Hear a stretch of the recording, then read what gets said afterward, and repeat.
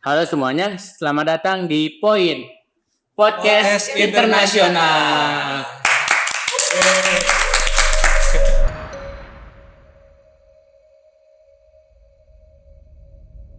Oke, bersama narsum kita di sini, kenalin dulu Kak, namanya siapa, prodi dan umurnya. Halo semuanya, aku Farah Fiera Mastregar, aku dari Prodi Seni Kuliner, umur aku 20 tahun. Kak Farah nih kan, aku pernah dengar ya, Kak Farah tuh pernah ikuti ISMA semester lalu kan ya? Ya benar kan? Iya, semester 5. Semester 5. Berarti sekarang udah semester 6. Oke. Dan dulu itu kenapa pengen ikuti ISMA? Karena waktu semester 4 itu udah ada info dari Kemendikbud kan untuk program YISMA ini, dan kebetulan semester 5-nya itu aku udah ada jadwal magang serentak untuk prodi aku. Jadi kayak pengen yang beda aja gitu. Jadi aku coba-coba daftar ISMA dan alhamdulillah lolos tahun lalu. Itu kalau di ISMA itu kan kita tes dulu kan ya. Iya. Kalau misalnya udah tes terus pendataan, kalau misalnya udah lulus pendataan kan milih negara. Iya, betul. Itu kita milih negaranya itu kita bebas milih atau kayak gimana sih Kak? Waktu milih negaranya itu kita bebas milih, dan waktu itu aku milihnya itu negara Australia sama Irlandia di Eropa, dan alhamdulillahnya lolosnya di Australia. Dari 2 pilihan itu nanti diseleksi lagi dari ISMA-nya Iya, betul. buat nentuin. Jadinya keterimanya di Australia. Iya. Terus kenapa perbandingan Australia itu dibandingkan negara lain? Kan Kak Farah kan milihnya kan Australia sama Irlandia. Kenapa milih dua itu dibandingkan dengan negara yang lain? Karena kalau Australia itu waktu itu pengennya tuh karena dia secara geografis kan lebih dekat sama Indonesia. Kalau Irlandia itu aku waktu itu karena jurusannya tuh relate sama jurusan aku di sini. Di Australia sebenarnya juga relate, cuma aku milih Australia pertama itu karena emang paling dekat sama Indonesia, terus perbedaan waktunya juga nggak jauh sama Indonesia gitu. Di Australia itu kampusnya, nama kampusnya itu apa? Aku kemarin di ISMA itu lolosnya di Canberra Institute of Technology di ibu kotanya Australia di Canberra. Ih, keren banget. Kira-kira di Australia ini kakak milih program studi apa? Aku di Australia kemarin pastry, bikin roti gitu. Roti kayak gimana tuh Kak? Kayak dessert, roti, terus abis itu bikin pokoknya semua makanan manis. Aku di sana belajar gitu sih. Nah kan Kak Farah nih misalkan masyarakat Indonesia yang ke Australia, jadinya Kak Farah itu sebagai masyarakat asing di sana. Nah untuk lingkungan di Australia itu kayak gimana sih? Kalau yang aku lihat kemarin di Australia itu dia lebih ke nilai-nilai kesetaraan gendernya gitu lebih tinggi sih daripada Indonesia. Kalau Indonesia itu kan lebih ke memperhatikan ke warisan budaya sama agamanya kan. Kalau di Australia itu lebih multikultural sama kesetaraan gendernya lebih terasa aja di sana gitu. Dibanding di Indonesia yang harus di Indonesia itu kan masih banyak kan hak-hak kesetaraan gendernya belum diperhatiin gitu sama pemerintahnya juga. Itu sih. Terus di Australia juga sistem pendidikannya tuh lebih diperhatiin sama pemerintahnya dibanding di Indonesia. Yang diperhatikannya apa tuh? Kalau di Australia itu semua masyarakat yang misalkan yang masih menengah ke bawah itu juga diwajibkan untuk kuliah, untuk sekolah gitu. Dan diwajibin juga difasilitasin juga sama pemerintahnya. Pokoknya semua warga Australia itu wajib untuk mengikuti pendidikan di sana. Kalau di Indonesia itu kan kita kan masih banyak juga kan yang belum bersekolah, yang masih gak disupport gitu sama pemerintahnya kan. Iya gitu sih. Terus di Australia sana tuh sosialisasi dengan orangnya tuh bagaimana? Kalau di Australia itu sebenarnya ke kepentingan pribadi gitu sih. Individual ya? Iya, individualis orang-orangnya. Tapi mereka juga banyak komunitas-komunitas sama organisasi gitu. Nah, terus kalau misalkan komunitas di sana tuh juga lebih beragam gitu daripada Indonesia. walaupun mereka orang-orangnya itu individualis gitu. Nah, karena di sana juga orangnya multikultural ya, banyak orang-orang luar negeri juga yang di sana, jadi kayak eh, pertukaran antar budaya juga lebih kuat sih dibanding di Indonesia. Terus di sana keuntungan dan kekurangannya sebagai mahasiswa di sana di Australia tuh bagaimana?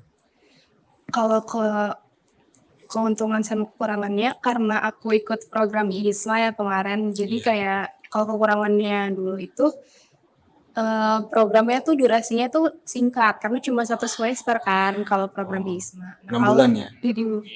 Jadi kayak kurang lama aja gitu di sana. Terus kalau keuntungannya itu di sana kita dapat fasilitas yang lengkap banget dari institusi pendidikannya gitu. Dari universitasnya, Mm-mm. fasilitasnya udah lengkap ya? Nggak lengkap banget dibanding sama di Indonesia, di sana tuh lebih diperhatiin lah fasilitasnya gitu. Sama pelayanan penunjangnya juga lebih oke.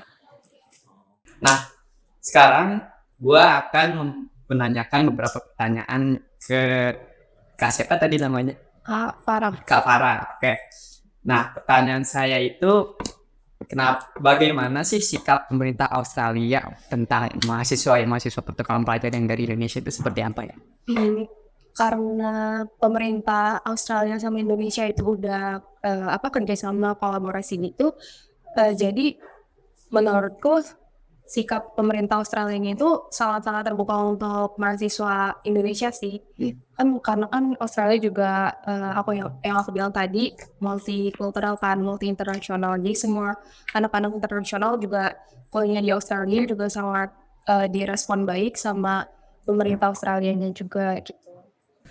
Simpel aja nih, bagaimana sih perbedaan metode pembelajaran di kampus sana gitu sama di Indonesia ini? Kontras nggak dengan seperti fasilitas, hasil pendidikannya, atau ya semacam itu deh? Dari metode pembelajaran sendiri itu udah beda banget ya. Kalau di Australia itu dia teknik pembelajarannya itu lebih sering tatap muka. Cuma dia metodenya itu lebih sering kayak dosennya nih, misalkan kita abis kelas, abis itu ada kelas tutor. Nah, abis kelas tutor itu si dosennya itu ngasih kita soal-soal esai. Nah, nanti kita nyusun esai. Pokoknya kalau di Indonesia itu kan lebih formal. Kalau di Australia itu lebih kayak Fleksibel aja gitu. iya, interaktif sama dosennya juga. Mungkin kalau Indonesia juga interaktif menurutku, tapi nggak sesering kayak di Australia. Kalau di Indonesia itu kan kayak lebih sering misalkan abis materi nih, kita kan suka ada sesi tanya jawab kan. Oh, langsung langsung diuji gitu. Iya. Kalau di Australia enggak gitu. Kalau di Australia enggak, dia lebih interaktif, tapi abis itu abis materi ada kelas tutor sama bikin esai, gitu sih bedanya. Tuh, jadi seperti itu perbedaannya. Ya mungkin cukup jelas ya dan menarik juga, dan setelah dipikir kayak Indonesia juga lumayan agak tertinggal sepertinya. Iya, Masih mau menuju berkembang. Iya. tapi berarti memang metode yang seperti itu lebih jauh efisien ya untuk menangkap suatu materi dari dosen ya. Berarti patut dicontoh ini ya kalau misalkan nanti pemerintah mungkin di wilayah Indonesia bisa melakukan metode ini agar lebih efektif dalam kegiatan belajar mengajar dengan dosen. Oke, pertanyaan selanjutnya, nah fasilitas apa aja sih yang diberikan dari pemerintah Indonesia sebagai peraih beasiswa Australia, terutama ke beasiswa ISMA? Kalau fasilitas yang aku dapetin kemarin itu Indonesianya ini, pemerintah Indonesia ngasih dana keberangkatan, dana transportasi, biaya hidup, terus biaya kuliah di sana tuh juga udah ditanggung sama pemerintah Indonesia. Sampai dana kepulangan pun ditanggung gitu. Oh, jadi semua hal-hal yang memang hal pokok seperti uang saku, UKT kuliah itu udah ditanggung sama pemerintah. Itu kalau boleh tahu besaran jumlahnya tuh berapa ya dari dana pemerintah itu? Bisa nggak disebut? Kalau misalkan setiap negara itu beda-beda ya. Nah, kebetulan tuh kemarin aku karena di Australia itu dapat $2.200. Wih, $2.200 kali berapa itu kurs sekarang? 3,5 ya sekitar situ. Enggak, 20 juta. Oh, 20 juta, 20 lumayan sekali. Itu bersih, bentuk cash. Enggak, dari rekening. Tapi kan biaya hidup di sana juga mahal banget ya. Iya, pasti dong. Jadi kayak kita juga harus ngehemat sih. Oke. Keren juga ya, berarti teman-teman dapat 20 juta lah, lumayan itu. Kalau saya dapat 20 juta kuliah gratis di luar negeri. Ya, makanya belajar pintar, Pak. Nah, Belajar. betul. Ayo teman-teman. Beasiswa. Udah, cukup. Kita lanjut ke pertanyaan selanjutnya aja ya. Kalau antara Indonesia dan Australia nih, secara kewajiban dan tanggung jawab mana yang lebih terpenuhi di bidang pendidikan nih? Kayak misalkan di Australia matematikanya lebih bagus daripada di Indonesia gitu. Kalau di Australia ini menurut aku Ada dia yang lebih menonjolnya kan. di Australia tuh nggak ada yang lebih menonjol ya, karena Australia tuh sebenarnya dari beberapa mata kuliah yang disediain sama Australia itu kebanyakan tuh ke yang praktisi. Oh, praktisi. Bahkan temanku ada yang jurusan medical health gitu buat anak-anak bayi. Kan kalau di Indonesia kan kayak hukum, ilmu komunikasi itu kan kayak udah biasa kan. Nah tapi di Australia tuh banyak jurusan yang nggak pernah kita dengar sebelumnya gitu. Oh, jadi kayak apa ya? Kayak di luar ekspektasi aja gitu. Iya. Ternyata ada loh jurusan seperti ini di sana. Ya, emang. Jadi tuh nggak ada yang menonjol lah di sana.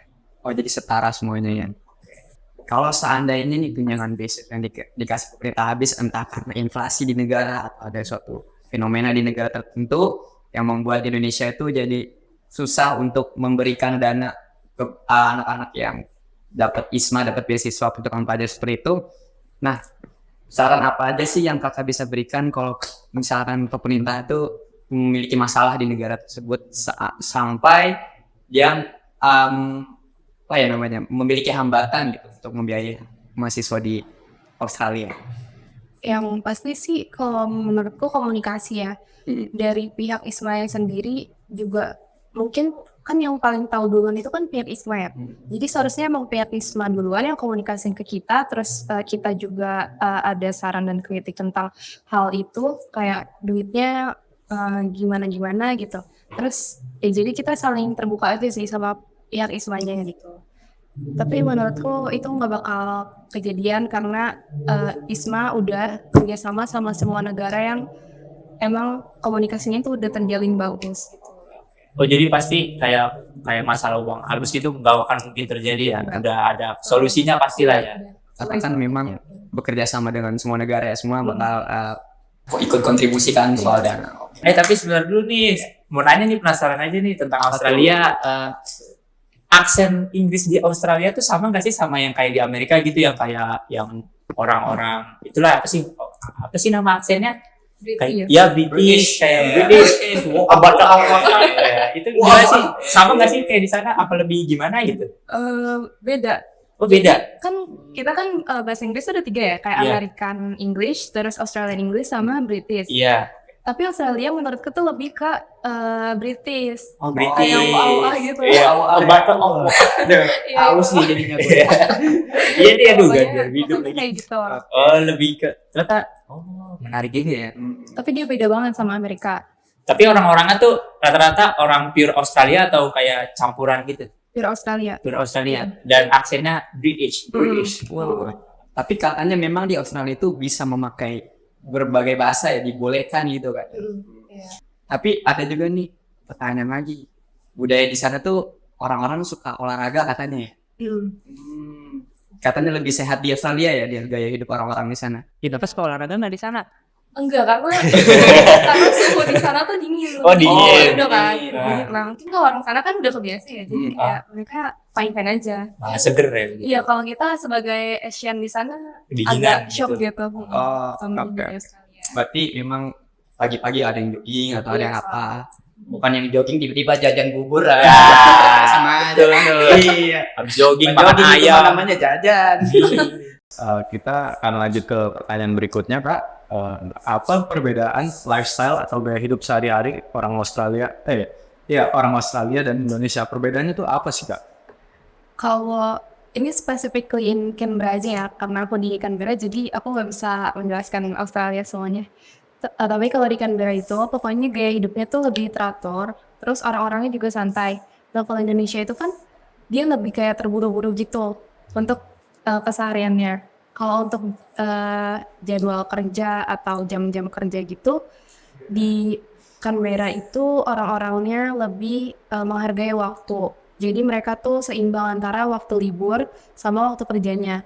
Nah, kalau orang Indonesia itu kan mereka pada lebih suka lembur gitu kan, kadang overtime juga kerjanya gitu sih. Itu Iya. berarti setiap perusahaan itu nggak ada namanya lembur ya? Atau Nggak. ada kebijakan lain gitu? Nggak ada. Oh, nggak Jadi ada. Australia emang yang aku dengar dari teman-temanku di sana juga, pemerintah Australia nggak ngebolehin karyawannya untuk lembur gitu kayak di Indonesia. Oke, dari segi kampus nih Kak, perbedaan kampus di Australia dengan kampus yang di sini, boleh diambil contoh dari kampus kita. Apa bedanya itu Kak? Kalau perbedaan kampus kita sama kampus aku di sana yang kemarin, lebih banyak ruang terbuka hijau buat belajar bareng-bareng gitu sama temen. Jadi apa sih kekeluarganya tuh lebih berasa kalau misalkan kita lagi nugas di ruang-ruang terbuka hijau itu yang disediain sama kampus sana. Tapi kalau misalkan di kampus kita itu fasilitasnya juga kan ruang terbuka hijaunya juga nggak sebanyak di Australia kemarin sih. Di sini kan kayak ruang terbuka hijaunya itu cuma beberapa doang kan kalau di media kreatif gitu sih. Kan banyak mahasiswa Indonesia yang pengen ke luar negeri lah, belajar ke luar negeri. Apa aja sih yang disiapin gitu untuk kayak adaptasi, kayak persiapan mental, gimana cara manajemen stresnya gitu Kak, menerima perbedaan budaya, karena kan jauh ya pasti Indonesia, Asia sama Eropa kalau nggak Amerika gitu. Iya. Kalau misalkan cara nangannya, karena aku dari program beasiswa ISMA kemarin, sebelum berangkat juga mereka tuh ngadain sesi untuk tes kesiapan mental sama psikologinya kita juga sih. Jadi sebelum berangkat kita dikasih panduan gitu supaya nanti di sana kita nggak stres. Jadi habis itu menurutku tinggal ikutin alurnya dari yang udah ISMA kasih aja. Habis itu baru deh.